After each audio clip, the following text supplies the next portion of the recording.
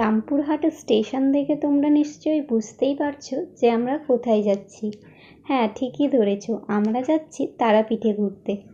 তো স্টেশনে নেমেই আমরা টোটো করে পৌঁছে গেলাম তারাপীঠে, আর ওখানে নেমেই ঝটপট একটা হোটেল বুকিং করে নিলাম আর ফ্রেশ হয়ে রওনা দিলাম মন্দিরের দিকে। তো অনেক দিন থেকে এখানে আসার ইচ্ছে ছিল, আর ফাইনালি আমরা তারাপীঠে পৌঁছে গেছি, তো খুব ভালো লাগছে। আর আমরা এই যে মন্দিরে পৌঁছে গেছি, মন্দিরে গিয়েই দেখি বিশাল বড় লাইন, কিন্তু লাইনটা অতটাও বড় ছিল না যতটা অন্য দিন হয়। তো আমাদের ভাগ্যটা একটু ভালোই ছিল যে লাইনটা খুব একটা বড় ছিল না, কিন্তু তবুও মন্দির পর্যন্ত পৌঁছতে পৌঁছতে আমাদের 45 মিনিট বা 1 ঘন্টা লেগেই গেছিলো। তবে লাইনে দাঁড়াতে কিন্তু আমাদের একটুও অসুবিধা হয়নি, কারণ এখানে জায়গায় জায়গায় বসার জায়গা করে দিয়েছে আর অনেকগুলো ফ্যানও দিয়েছে। তো যারা একটু বয়স্ক মানুষ তাদেরও কিন্তু কোনো অসুবিধা হবে না যদি তারা যায়। আর লাইন থেকেই মন্দিরটি দেখা যাচ্ছিল, তো দেখতে খুব সুন্দর লাগছিল মন্দিরটি।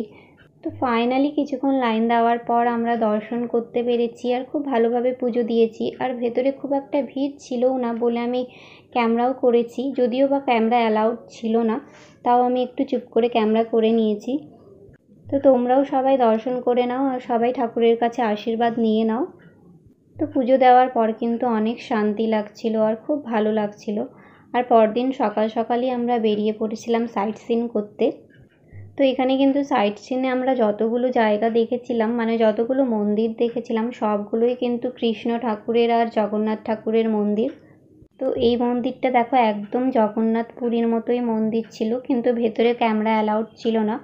আর এটা আমরা একটা মঠে গেছিলাম, তো এখানেও কিন্তু ভেতরে ক্যামেরা করতে পারিনি।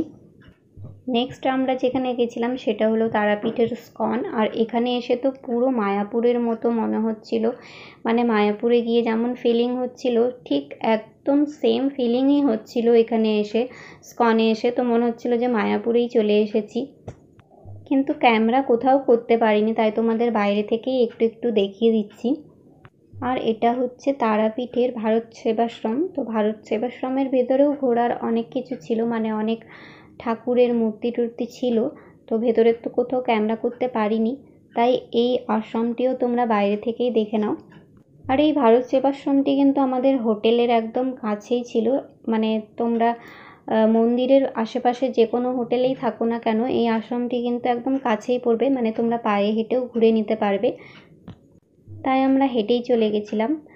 আর আর আগের দিন রাতে আমরা গেছিলাম শ্মশানে। তো শ্মশানে কিন্তু আমার একটু একটু ভয়ই করছিল যেতে, কিন্তু দেখি যে আমার বাবা আর বোন যাচ্ছে, তো ওদেরকে দেখে একটু আমিও সাহস পেলাম আর একটু ভেতরে গিয়ে দেখলাম। তো শ্মশানে কিন্তু বামদেবের সমাধি ছিল, তো ওখানে সবাই পুজো করছিল। আর আমাদের ঘোরা এখানে কমপ্লিট হয়ে গেছে, এবার বাড়ি যাওয়ার পালা। তো তোমাদের ভিডিওটা কেমন লাগলো অবশ্যই জানাবে। দেখা হবে তোমাদের সাথে অন্য কোনো ভিডিওতে। Bye bye.